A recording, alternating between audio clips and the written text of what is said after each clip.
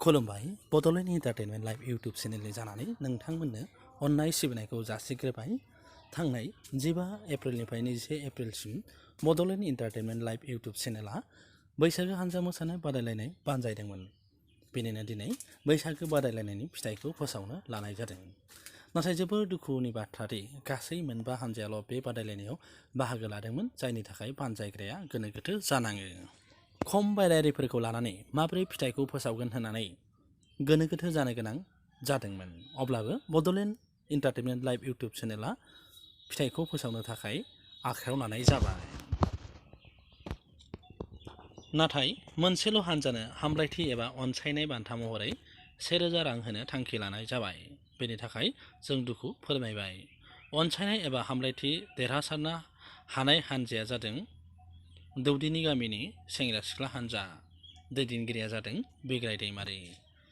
देरहानो हानाय हान्जानिसिम हामलायथि जासिबाय।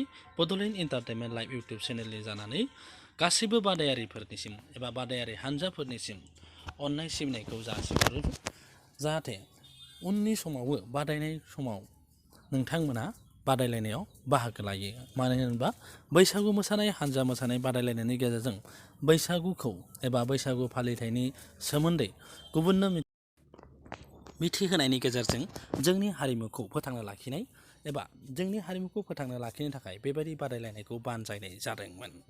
बैसागु हान्जा मोसानाया लासै लासै गुबुन गुबुन गामियाव खम जाबोनो हमदों एबा जोंनिफ्राय गोमालांनो हमबोसै। नाथाय बे गोमालांनो हमबोनायखौ जोङो माबोरै रैखाथि खालामनांगौ दिनैनि डिजिटेल मुगायाव, बेनि थाखायनो बड'लेण्ड एन्टारटेनमेन्ट लाइभ इउटुब चेनेला बे बैसागो हान्जा मोसानाय बादायलायनायखौ बानजायदोंमोन। जियानो जादोला फिन बयनिसिमबो बादायारिफोरनिसिम अननाय सिबिनायखौ जासिहरफिननानै दिनै फिथाइखौ फोसावनाय जाबाय। फोसावनाय बायदिब्ला 1000 रांखौ बान्थाखौ मोननो हादों मोनसेल' हान्जाया। बेखौ जों थांखि लादों। बे जादों दौदिनि गामिनि सेंग्रा सिख्ला हान्जा दैदेनगिरि बिग्राय दैमारि। फोसावनाया एसेनोसै।